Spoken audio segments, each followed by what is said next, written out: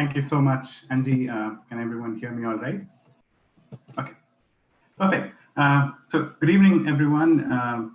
Everyone who's joined in right now, but I've seen a lot of folks have been plugged in throughout the day. We've had some excellent discussions. I feel was a very powerful keynote testimonial from Amy Cohen earlier in the day. So really looking forward to this panel with a great number of people in here. So what we will be discussing is job access and land use. And as we all know, that cities in Ohio have some of the worst spatial mismatch, a huge disconnect between where jobs are located and where people live. And invariably, some of our worst hit residents from low-income communities or communities of color.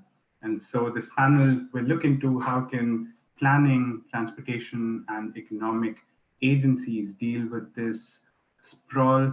And the panelists today will talk about their personal experiences on this issue and how their organizations are using innovative strategies to address this problem. And so broadly speaking, we'll have a round of introductions followed by the panelists talking about some of these strategies, and then we'll leave 15 to 20 minutes at the end for questions. So before moving on to the panelists, quick self-introduction. My name is Dominic Mathew. I am part of a philanthropic collaborative in Northeast Ohio called the Fund for Our Economic Future, and I manage on behalf of the fund something called the Paradox Prize, which aims to tackle the no car, no job, no car paradox. And so when we talk about job access and land use, if you don't have a car, you can't get to a job. If you don't have a job, you don't have money to own a car. And so this is sort of a good segue into understanding how the state looks at these issues and what particular cities are trying to do to tackle this huge spatial mismatch out here. And so we have the four panelists: Jason Warner from the Greater Ohio Policy Center, Jess Wallace, who's representing downtown Cleveland residents. We have Kerstin Carr, who is part of, who's a member of the Mid-Ohio Regional Planning Commission, and then Jason Segedy, who works for the city of Akron. And so what I'd love to do is ask the panelists to give a quick introduction about themselves, their organizations, and one thing that excites you about this particular topic in context of your work. And so Jason, I'd start off with you. All right, great. Hopefully everyone can hear me okay. Yes, thank you, Dominic. My name is Jason Warner. I am the Director of Strategic Engagement with the Greater Ohio Policy Center. I've been with Greater Ohio for about 4.5 years now, leading the organization's advocacy efforts at the Ohio State House. One of the areas that we concentrate a great deal of our work on is transportation issues. Something that we're going to be laser focused on here probably in the next 2 weeks when Governor DeWine introduces his state transportation budget, which has to be passed by the end of March. Really, I think that I'm most looking forward to, I think, not only this engaging conversation that we're all going to have here as panelists, but I'm looking forward to hearing from a lot of you as well. Because I think that this will help me get a better understanding of what some of the challenges and issues are on the ground to better help us in our advocacy efforts at the State House over the next 2 to 3 month period. So I'm very much looking forward to this conversation today, and ready to engage and ready more than anything probably to listen. Thank you, Jason. Jess Wallace. I am Jess Wallace, and first and foremost, I am a disability and accessibility self-advocate my entire life, and I am the safety chair for the Downtown Cleveland residents, as well as I've been involved with the Downtown Cleveland Alliance City Advocate Program since 2018. The reason I am here today is because the sole reason I moved to Cleveland in 2005 was because of its public transportation system. I grew up in Geneva, Ohio, which is 45 miles east of here in Ashtabula County, and they do not have a sophisticated transportation system. So I attended CASE from 2002 to 2004, and that's when I became familiar with RTA. I will admit I did CASE because I assumed that it was not accessible. That's just kind of what I was accustomed to. Nothing was accessible to me. Even the little campus shuttles on the CASE campus, the greenies, those were not accessible. So I just assumed all public transportation was not accessible until my second year. My suite mate told me that she actually witnessed a person in a wheelchair getting onto an RTA bus, and I was like, I don't know about that. So I got brave one day and I tried it out for myself, and lo and behold, a ramp came out and I was able to get on the bus, and I took what was then the 6 to downtown, and that day changed my life because that was the first time. By that time I was like in my early 20s. That was the first time in my life where I actually had total independence. I was able to get somewhere on my own without having to rely on a family member or a friend to get me there. So that's when I realized that my life goal was that I needed to move to Cleveland because they had the system that I needed to live independently. Even though I was in college at the time, I wasn't quite thinking ahead, and I wasn't quite sure about how I would live an independent life in the future. Moving back home, I did not want to drive. That's something I've never been excited about thinking of even doing because of the cost alone to get a van accommodated for me, parking worries, and I would be concerned that the lift on the van would be unreliable. So now I'm able to pay less than $50 a month because I do have the special ADA pass for RTA. I can pay less than $50 a month and travel anywhere I want to around Cleveland, and I don't have to worry about parking. I don't have car insurance to worry about. So it is solely because of RTA that I have my independence, and I would not be able to work or live without it. Now, in our further discussion, I will mention it's not been without its challenges, but we will get to that later. Thank you, Jess. That's very powerful coming in from you. Kerstin, could you give a brief introduction about yourself and your role at MORPC? Yes, certainly. Thank you so much for having me on this panel today, and good afternoon. It's interesting because I had to speak on a different panel earlier this afternoon with the Scenario Planning Conference about a very similar topic, but you guys definitely win in attendance today. So my name is Kerstin Carr. I'm the Director of Planning and Sustainability at MORPC, the Mid-Ohio Regional Planning Commission. We are the regional organization for Central Ohio, and essentially like a chamber of commerce, but for local governments. We have a 15 county service area, but our transportation funding and some of the planning work focuses mainly on our most urbanized area. In my department, we deal with anything from land use and development to active transportation and trails, crash data analysis and safety, energy planning, air quality, water quality, and most recently, we even conducted a regional housing analysis. So a lot of the quality of life issues that we'll be talking about. We were also one of the first large MPOs, metropolitan planning organizations in the country, to implement a complete streets policy that applies to our funding. And while we've made some good strides over the past decades, we definitely still have a ways to go to have a complete transportation network in place that not only integrates all the different modes of transportation, but also housing and job development. With our technical assistance program, we're working hard to ensure that a lot of our local governments are able to implement complete streets policies as well. And so with every development project that happens, that we make sure that it's not only focused on cars, but on all users. So there are two key efforts in the recent years that I've worked on that have really shaped my view and my passion for this topic. The first one was called Inside 2050 and was essentially a public-private effort to objectively evaluate the impacts of different development patterns on transportation, the environment, health, fiscal impacts.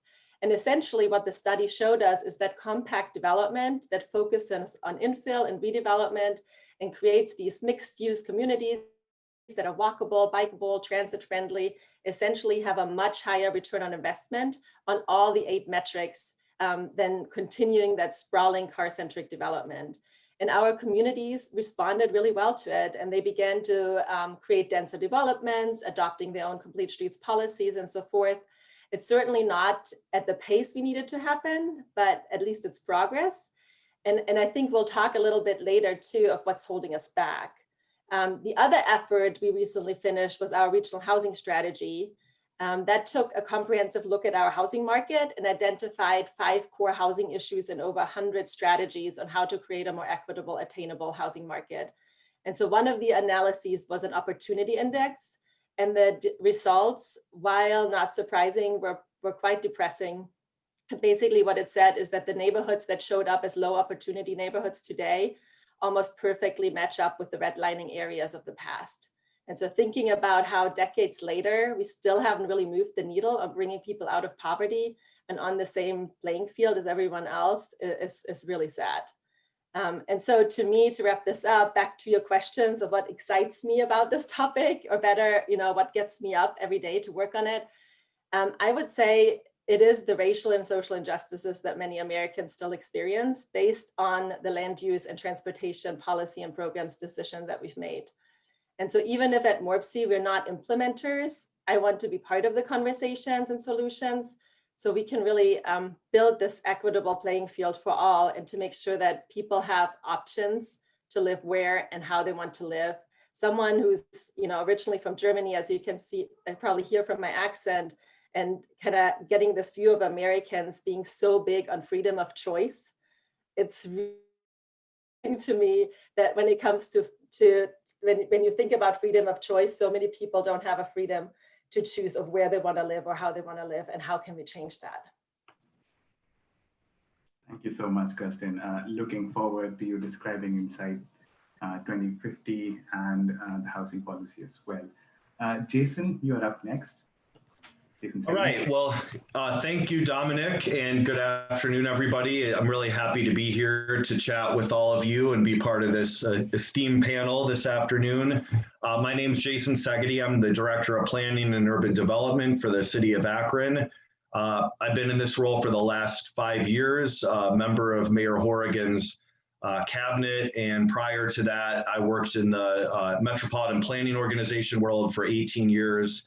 Where I served as the director of Greater Akron's Metropolitan Planning Organization for the last 7 years of that career. So I've really been honored and excited to work on a lot of issues over my career around transportation and land use and urban redevelopment. And I think what I'm most excited about, to Dominic's question right now, is a lot of the work that we're doing in Akron. I think our city is making great strides on the issues we're talking about today.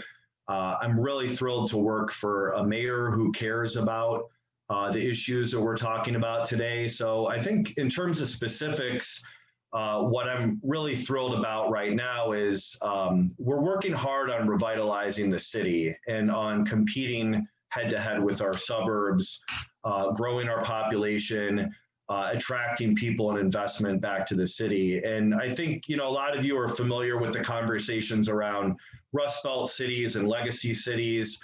I think until recently, there was a lot of divergent thought on whether people should just manage decline or whether cities need to fight harder for redevelopment. I don't think there are that many cities that went 100% one of those paths or the other, but the mayor I work for feels really strongly about rejecting manage decline and some of the fatalism that goes along with that. So we've been doing a lot to improve the housing market in the city, both to attract new housing as well as working on some creative ways to work on renovating housing. I think where it's important to the issue that we're talking about today about job access and land use and transportation is, you know, if we can get the city on a stronger footing to compete with a lot of our suburbs, it's helping a lot of the people that live in our city, specifically helping those lower income residents who, as a lot of you know, who are engaged in advocacy for these issues, are often in positions where they need to go to jobs outside of the city or shopping opportunities outside of the city. So we very much believe that we need to bring jobs to the people and development to the people rather than expect them to have to go outside of the city for those things. The other related thing I'm excited about is I think our city has made great strides. We're not there yet, but on starting to prioritize people over cars. We have done a lot in the way of getting high quality bike infrastructure. We just rebuilt our entire Main Street for $30 million and put a protected two-way cycle track on that. We put a lot of protected bikeways in the last couple of years. As you can probably imagine, that hasn't been without its detractors. We've taken a lot of flack from people, to be honest, for doing that, but many of them don't live in the city. And, you know, the mayor's firmly come down on, look, if your commute's going to take 45 seconds longer and you're not going 45 miles an hour through our neighborhoods, that's a good thing. So like I said, we're not there yet. I don't think anywhere in the United States is, but I'm excited to work on all those things and to chat further about them with all of you. Perfect. Thank you so much, Jason. And yes, people to jobs, jobs to people, that's a question that is to be answered. Jess, looking to you in terms of the first question of this panel, one of the things that I, as a planner, have had difficulty, especially in planning school, was just understanding or getting my head around, wrapping my head around what is job access, what is land use, and it just seems like a distant policy thing. How does it affect me in so many ways? And so what do you think in your experiences, just having lived this, what do you think planners got wrong? And there's a lot that planners as a whole got wrong. What did we get wrong on job access and on land use? And how do you really see these manifest in your daily life? Okay, so I actually forgot to say what excites me, and just the attendance in today's conference is what gives me hopes that we're entering a progressive time where pedestrian safety and sustainable transit will come to the forefront and things will actually begin to change. When I first moved here in 2005, they still were running the old buses where the steps would like fold out into a lift instead of just having the lift that popped out. So that was very scary for me. Most of the time, those did not work. So I would be stuck at the bus station having to wait for the next bus to come along and see if that lift worked. So that would sometimes cause me to be late to work. That can still be an issue today. I think that's one thing, that's one grievance I have with RTA. They will send out buses with lifts that they know don't work. It's really frustrating when it's on a line like the health line or the 48, where these buses hit multiple hospitals and they send a bus out knowing that the lift does not work. That just baffles me. So that's one aspect, like on the technical public transit side, that I have issues with. Because of this panel, when we were meeting last week, I actually changed my focus about what I was going to talk about today, because based on our discussion, I realized that I've been doing something that I've become so accustomed to that I didn't realize it was a job access or land use issue. And that is my daily navigation with a public transit system. Because of the pandemic, I recently learned that I will be losing my current job at the end of this month. So I've been doing an active job search recently, but I came to realize, based on our discussion with the other panelists here, that I'm spending the majority of my time in my job search researching the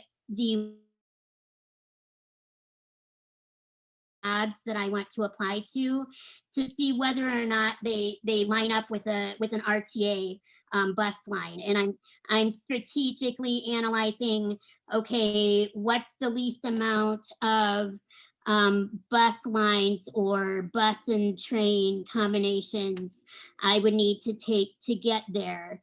And thanks to Google Earth, where I can like zoom in on the exact location, I'm even going to the extent where I'm zooming in on the bus stop itself to make sure that the bus stop is accessible. Because sometimes a bus stop will leave you off in like grass and there's no sidewalk access. Or just to go shopping at the Beechwood Mall, they drop you off on Cedar Road, and then I have to drive my motorized wheelchair throughout the entire parking lot, you know, until I get to an entrance of the mall. And that's like, I don't like navigating my wheelchair into a parking lot. I don't really feel safe. Another example I thought of is Legacy Village. They have Giant Eagle there, but there's no direct, at least when I went there a couple years ago, there's no direct drop-off point for the bus to drop you off at Giant Eagle. So the only way I could go there is, again, if I go through the parking lot, and it's down a huge hill. So I gave up doing that, like after the first time I attempted it, and it was really scary. So I don't go to that store anymore. So I think I realized how limiting the circumstances are for me, especially job searching. You know, the average person can apply to every job that they're interested in, whereas I'm limited in my choices because I'm limited by whether or not there's a bus stop there, or if I have to take 3 transit lines, half of my day is going to be spent, you know, riding public transportation or waiting for connecting routes. Once I get off one bus, I may have a 40-minute wait for the next bus because frequency has dropped within the past few years. It wasn't like that when I first moved here. A lot of the buses that I take now ran more frequently. So that's a drawback also. But land use, I mean, I think you need to consider and make sure that all bus stops are accessible. In the winter time, it's really a problem because the snow is not removed. So although a bus stop may be accessible, I can't get out because there's a pile of snow there. So, I mean, I could literally go on and on and on about these types of issues, but perhaps a question will come up later on where I could provide some more feedback. Mm-hmm. Thank you, Jess. I think Angie just put in a question. If you've taken a look at RTA's system redesign and how you think it affects you. I think the system redesign would benefit me more if they offered more frequency. I don't really want to move out from my location. I don't want to move to the suburbs. So expanding service to other locations would not affect me as much as increasing the frequency would affect me.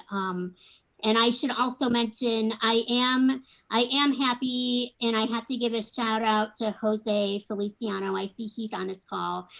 He knows I fought with RTA for years about making the Shaker Square Rapid Station more accessible. Last year, they finally installed cement ramps rather than the mechanical lifts that I was relying on for 10 years that I would get stuck in sometimes, or they would not work at all. So that was, if we could see in terms of land use, more train stops having the cement ramps rather than mechanical lifts, that would be beneficial. So I would hope, yes, the blue and green lines are totally inaccessible. So after Shaker Square, that's correct. The only other accessible train stops are Lee Road and Van Aken, and then Green Road. So that runs into, if I need to go to my doctor's office, which is University Suburban, it's kind of a pain for me to get there because I can't access all of the Green Road line stops. So making all of the stops accessible would be ideal, more frequency and less time in between transfers, because sometimes I have to plan. Not only do I plan ahead for a bus that may, like I always plan for the potential that a bus is not going to work. So I make it so that I have two bus options ahead of me, but then I'll also end up waiting like 40 minutes for another connection. So I spend like 2 hours of my commute just waiting, you know, sometimes for buses and riding and everything. So I would like to see more frequency. That would help me a lot. Thank you, Jess. And from that very user perspective, to Jason Warner, your role at the Great Ohio Policy Center, really curious about what you see sitting in your position, what's happening statewide on this particular issue. What are your thoughts on it? Yeah, thank you for that. So, you know, first off, I want to start off by saying that really one of the biggest struggles that we're really having to deal with on a pretty regular basis is the fact that so many of the policymakers that we're having to deal with, be that folks at the executive level, be that folks in the legislature, they don't have the perspective, I think, that a lot of the folks that are a part of this discussion today have. Folks who have been participating really probably in this entire conference today, they don't have that because you have a leadership in the state that is largely dominated from a rural perspective. Even the suburban perspective is dwindling rapidly in terms of the leadership at the statewide level. And so we spend an awful lot of our time just trying to educate people about some of the things that we are here talking about today. As we were having this, kind of everyone was going around the horn, I was reminded of a conversation that I had a few years ago with a policymaker, and we were discussing transit-oriented development. Now, I don't think that I have to explain to anybody on this call today what transit-oriented development is. We did have to explain what TOD was to this official. And after giving a very, very good explanation of what it was that we were talking about, their response to TOD was, oh, so you mean like more development around highway interchanges? And it took everything for me not to beat my head against the table after we finished this explanation of what it was that we were talking about, because that's where the mindset is. It's predominantly focused on the automobile. It is predominantly focused on highways, be it construction, be it repair. That's where the mindset is. So we spend an awful lot of time just trying to educate these policymakers about giving them a different perspective than what they're used to. A few years ago, complete streets and active transportation were basically four-letter words. I remember having a conversation with the state senator, and I brought it up, and he became very indignant, and he pointed out his window and said, "Oh, you mean like that stupid bike lane that's outside of my office that makes it impossible for me to pull into the parking garage every morning?" And I just had to say, yeah, but, and go into an explanation about why things like that are important to commuters in more urban areas. And so in terms of, you know, what we're focused on here today, the land use and job access, that is something that I would probably say 2 to 3 years ago, there would have been no recognition of there being any problems among some of the key leadership in the state. As I'm having conversations with lawmakers and policymakers now, they are beginning to see that there are issues that they need to be addressed, because as you're seeing more and more of these businesses that are opening in parts of the state, most of the time, if you see a new manufacturing facility or even a distribution center, they're opening on the edges of communities. They're opening in places where it's difficult for them to attract a workforce. They plop their facility in a location because the land is cheap. And the last thing that they consider when they're in the process of doing that is, how are we actually going to get people to this job who are ready to start work as soon as they get here? And only after the fact do they start to consider what they need to do to actually get workers to the job. And so we at Greater Ohio, actually about 18 months or so ago, began a process of trying to meet with transit agencies, to work with businesses and others to try and bridge this gap and figure out a way that attracting the workforce and how workers are going to get to those jobs is something that is foremost in that conversation at the very beginning.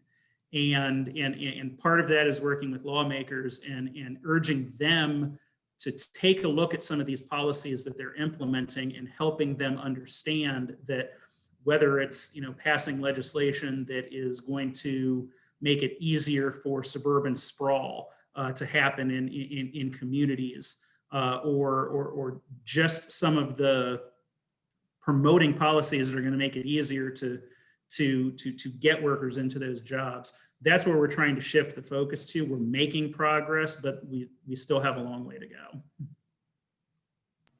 Thank you so much, Jason Warner.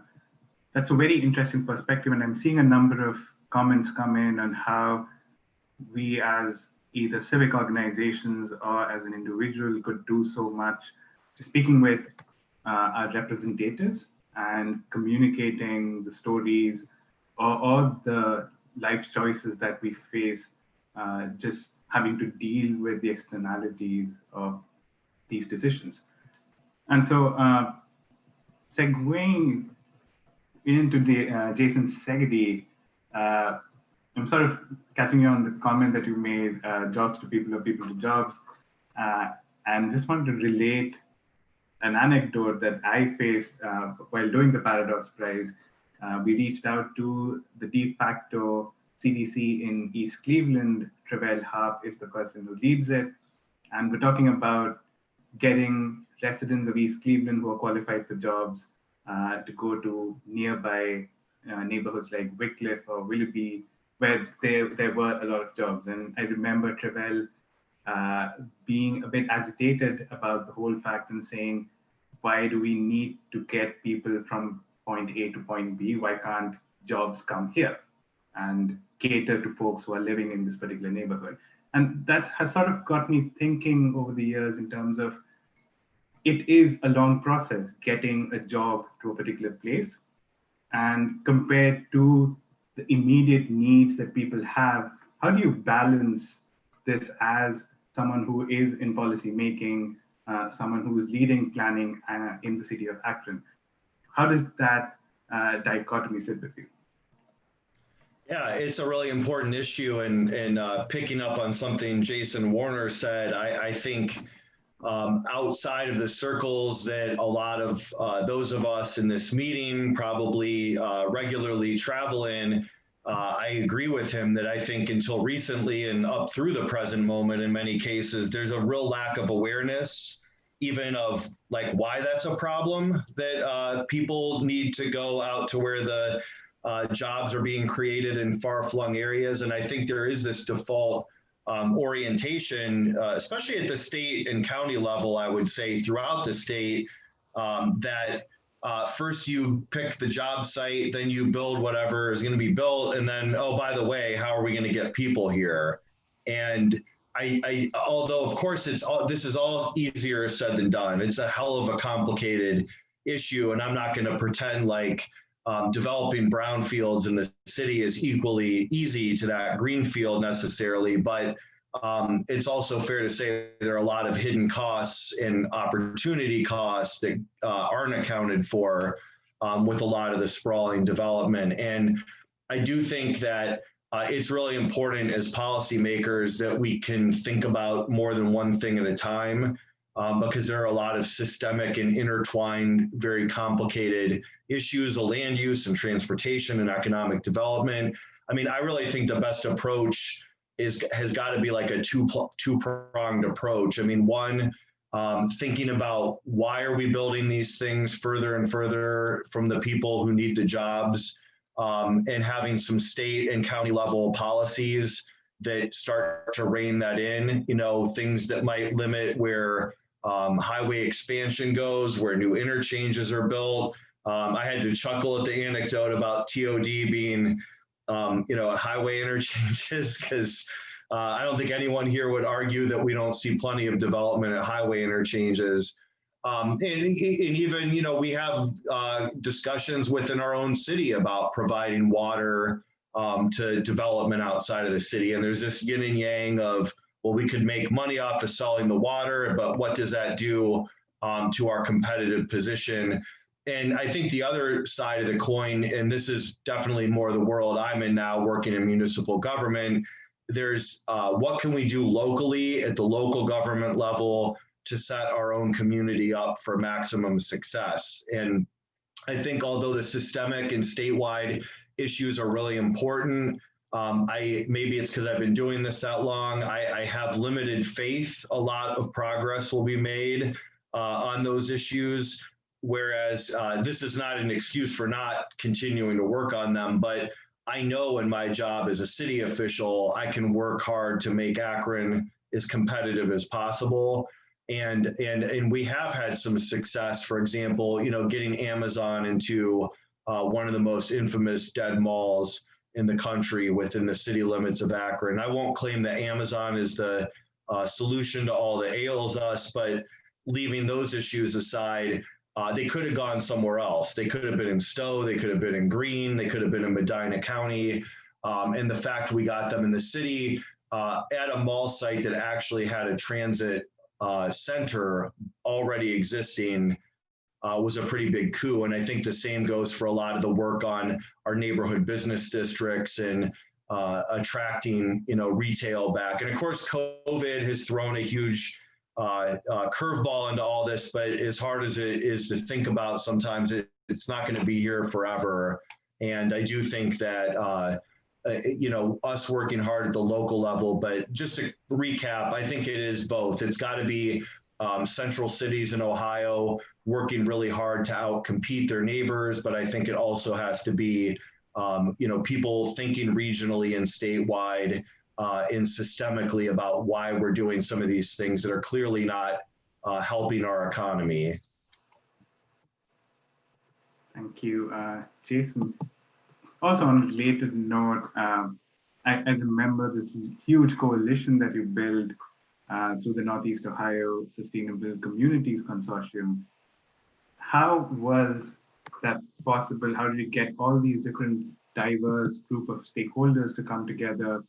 And the vibrant NEO report, the whole program that came out of it, what's the status of that right now? And is that the right way that communities and municipal governments should look at tackling this issue? Yeah, I'll try to be brief because I feel like I took all of your time too much on the last one. But, I think that was an important initiative. Just for those who aren't aware, there was the Northeast Ohio Sustainable Communities Consortium, or Vibrant NEO. It was a 12-county effort amongst Cleveland, Akron, Canton, and Youngstown and their outlying suburbs to think about transportation, the environment, and land use. And what I think it did do well and further the conversation on is gathered a lot of good data, highlighted a lot of the systemic relationships between, zoning, land use, transportation, et cetera.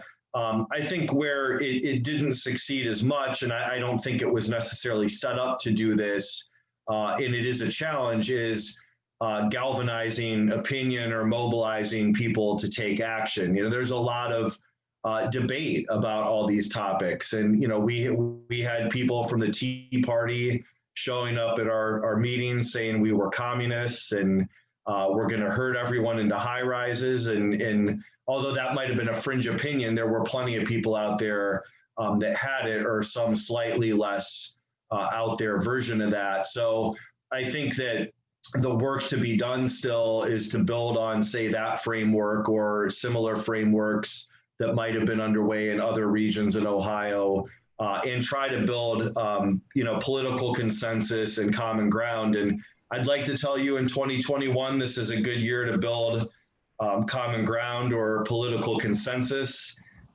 You can draw your own conclusions about that, but I do think it's important people not forget to try to do that, because if we want to change the way the state or counties view a lot of land use or transportation issues, there's got to be some consensus built. And it's where I do applaud organizations like Greater Ohio.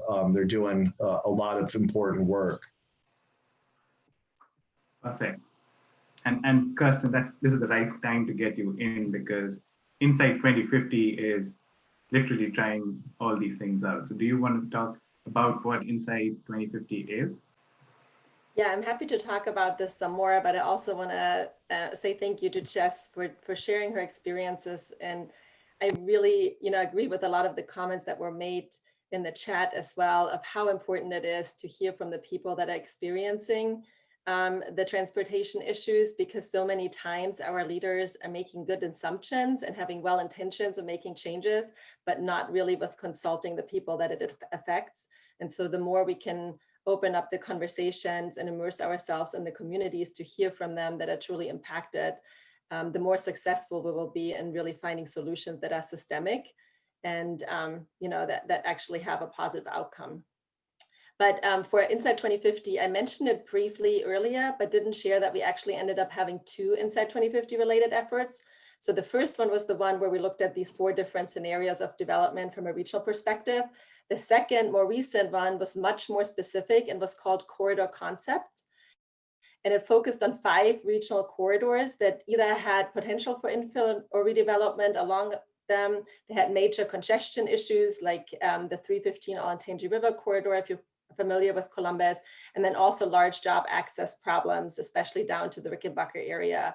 And they're certainly not the only corridors that could have been studied, but we need to narrow it down. And those were 5 good representative corridors. And they were also included in CODA's, our transit authority's long-range plan, and Columbus's and MORPC's long-range plans. And anyways, so we studied the impact of redevelopment along these corridors with the assumption that each would have high capacity transit.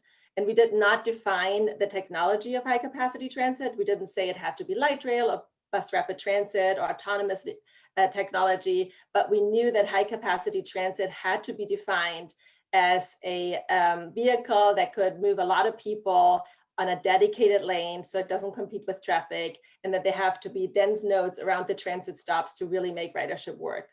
And so I'm happy to say that CODA and the City of Columbus and OSU and others have actually taken the planning work, which essentially again showed the environmental and fiscal positive impacts on focus and compact development, and are moving it into implementation. The effort is called Link Us. I don't know if it was already discussed as part of this initiative today or this conference today, because unfortunately I wasn't able to attend all the sessions, but it currently studies the Northwest corridor in more detail and for feasibility, and also started to look at the East-West corridor as well. And so what makes Insight 2050 stand out, in my opinion, is really that it was able to objectively evaluate different future visions and then let the data speak for itself. But I think the other piece that might be even more important was that it was a very collaborative effort from the beginning. So making sure that it's not just the local governments, but also the real estate and development community and the business and economic development community are at the table. And in my mind, the way this helps is, one, obviously you'll have greater and broader buy-in. But two, it also allows for this instant ground truthing of the market. And so I think we talked about, business attraction and where economic development happens within the chat function as well. But for example, our friends at One Columbus, which is the economic development agency for Central Ohio, will tell you that while people follow jobs wherever they are, decades ago, it's completely reversed now. And so in order to attract new businesses to come here, we first need to make it attractive and attainable enough for talent to live here. And you talk to Marysville or other communities that are saying, we can't even find teachers for our school district because we don't have any place for them to live, or they don't want to be out here. And so that's honestly a big part of why I think Insight 2050 worked. We still have to deal with NIMBYism, and how do you answer that? I wish I had a great answer for that. But to be honest, I think it's a big holdback of true transformation in Central Ohio. It's happening in every community and making it extremely difficult to get density projects approved that we need for transit to happen. Honestly, anything that says multifamily gets instant opposition. And so we know we need to do a better job in explaining who's living in these units, why it's important, how, what does the future look like with this in place moving on. But also, I think we do need bold leadership that really steps up and puts forth the right zoning codes and comprehensive plans that call for a more connected and integrated community. Like that whole idea of 15-minute cities. Within 15 minutes, you can walk or bike to anything that you really need for your daily needs. And then hopefully you have regional transit that connects you to other areas as well. And I mean, I guess the last thing I could share is that there's one community in Central Ohio, which is the city of Reynoldsburg, who's actually done a pretty incredible job in reducing NIMBYism. They've updated their comprehensive plan in a very holistic fashion with the community together. And then they updated their zoning codes to match the comprehensive plan, but even made the zoning codes denser than what the comprehensive plan calls for, so that they can ensure flexibility for the future. And then they also removed the need to present every development project to council for their mode. It still goes to the planning commission, but it's largely lying with the administrative staff, which makes development projects happen quicker. And Kerstin, I'm seeing Steve Litt pose a question: is race the underlying reason for suburban pushback on multifamily units? I don't know if it's race, but I can tell you that so Insight 2050, the first time we rolled it out was it was in 2014, and then from 16 to 18, we did massive education and communication efforts. And that's when our community started to propose more of those projects. And initially, when you would go to these council meetings, we would hear comments like, we don't want those people here. We don't hear that anymore. I think the public has now changed it to say, well, it causes traffic or any kind of environmental issues. So they're talking about it in a different way. But there's definitely a discriminatory, in my mind, there's a discriminatory aspect to it. Yeah, and I was in a NOACA meeting day before yesterday where they were doing a federal certification, and there were a couple of folks from Geauga County who were talking about, we are not racist, but we only want neighbors who will pay their taxes on time and live a good life. And so yes, it is couched in a lot different terms. I had a follow-up, working with businesses on specific programs or pilots to test things out and translate that into policy. Kerstin, Jason, Segedy?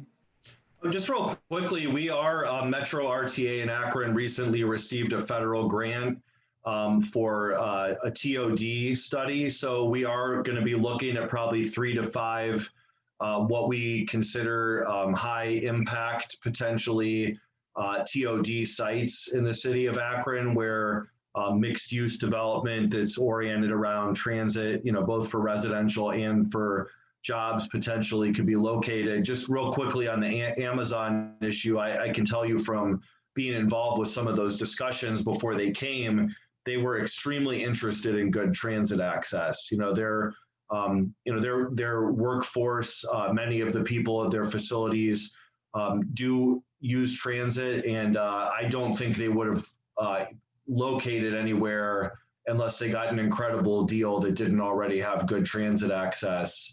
Or the provision, as the person who was commenting said, for transit access to be provided quickly thereafter.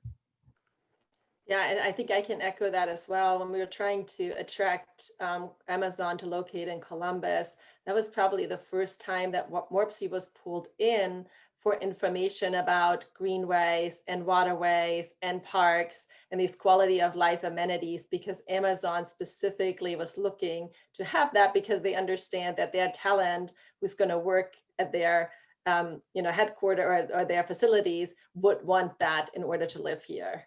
And so that was a big shift in what we've seen of traditionally MORPC not even being involved in any of those decisions to being asked to help provide data and information and make the case. I've also found it surprising out here in Cleveland, wherever you have the Amazon warehouses coming up, you also have folks who put up Craigslist ads for renting their apartments, and they give a discount for Amazon employees, which I found very interesting. It's not sponsored by Amazon. Amazon has nothing to do with it. But if you go into Craigslist and check for Amazon, that shows up. We are running up on time, and so I will look to wrap up. And for a few, if you could come in with your wish list, and borrowing this from the last panel, what would you wish to see this coming year in terms of job access and land use? Kerstin, could we start off with you? Oh my gosh, so many wishes. And I do have to say, despite everything that is going on, and that's the optimist in me, I'm kind of hopeful that everything that's being brought up will, long-term lead to a healthy dialogue that really creates some transformative change that we need.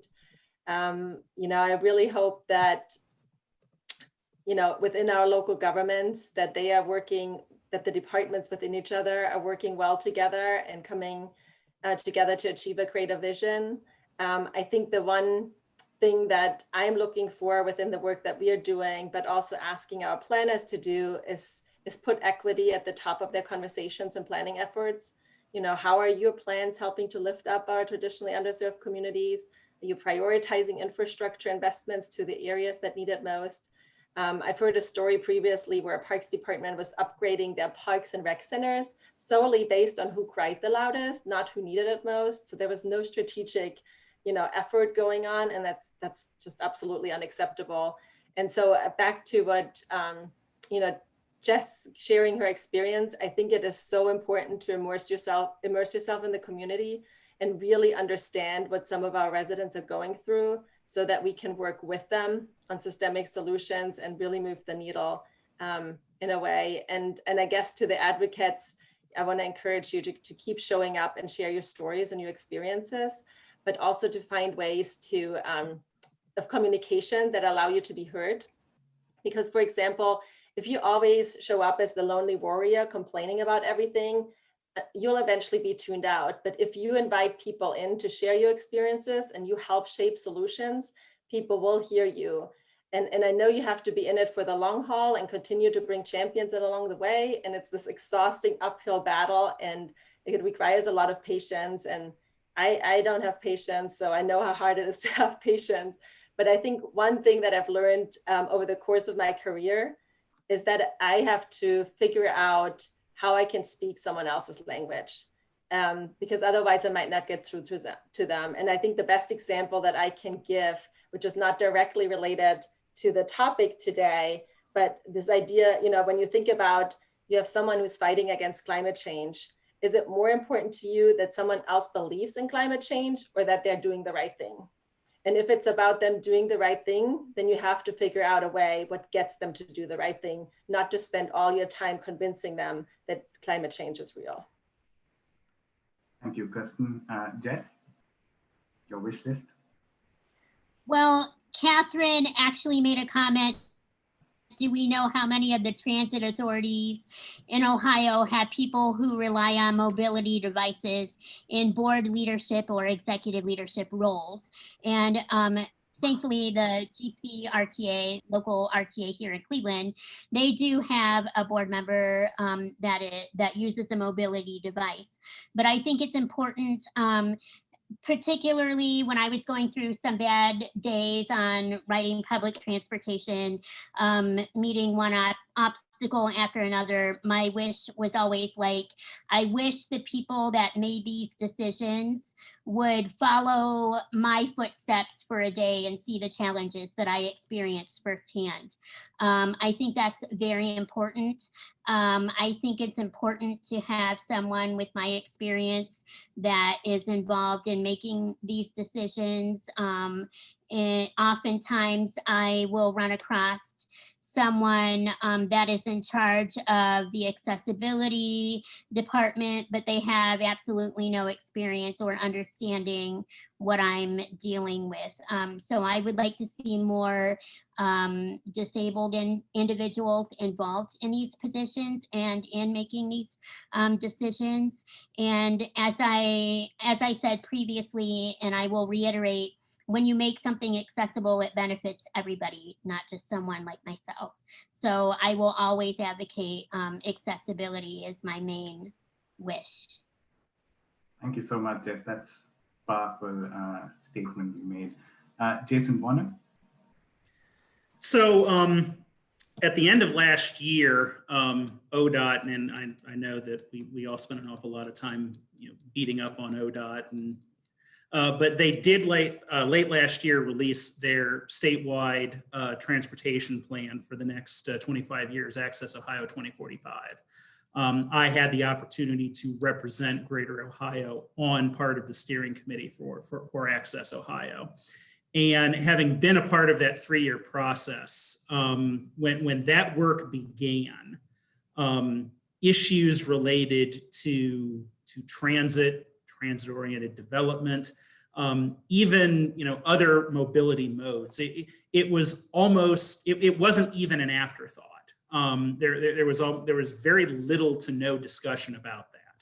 And through that 3-year process, both because of the public feedback and because of representation of organizations like Greater Ohio and others, if you look at that report that was released at the end of December, you will see that there are very strong commitments to a lot of what we have been talking about here today, be it increasing support for transit, including a statewide source of dedicated funding, which is huge for ODOT to admit as something that needs to be looked at. Things like the corridor concepts that MORPC has been working on. Those things are contained within that report. And one of the things that is also a part of that is the fact that they are planning on keeping a steering committee in place. And ODOT is very optimistic, or Greater Ohio is optimistic that we're going to be a part of that sort of oversight steering committee, is making sure that this stuff is actually implemented, that this is just not one more report that is going to be sitting on a shelf gathering dust until they start working on the next 25-year plan a few years from now. And so I'm very optimistic about what is a part of the Access Ohio report, and looking forward to helping to see that what is in there is actually implemented over the course of the next several years going forward. Right. Thank you, Jason. Jason Segedy, parting thoughts. I'd like to see, and I do think this is possible, not easy, but possible, a real restructuring of the federal and the state transportation program to truly prioritize and fund system preservation over expansion of highways, and to provide more funding for transit and bike and pedestrian infrastructure. I think if you were to graph lane miles added to Ohio highways since 1970 with our position in median income or per capita income to the rest of the country, if you could make that case that all of this investment in highways has made Ohio or more Ohioans prosperous, I want to hire you as my attorney, because that would be quite a rhetorical feat. I don't think it could be done. I'm not saying that's the only reason our state has been in economically challenging times. It's not, but when your state's growing slow, you keep spending more money on building bigger and bigger roads. There's no return on that investment, in my opinion. Thank you so much, Jason. Andy, do you want to? Yeah. Thanks. We're wrapping up this panel. Our next panel starts at 5. So we have just under 15 minutes. If you want to run out and grab something to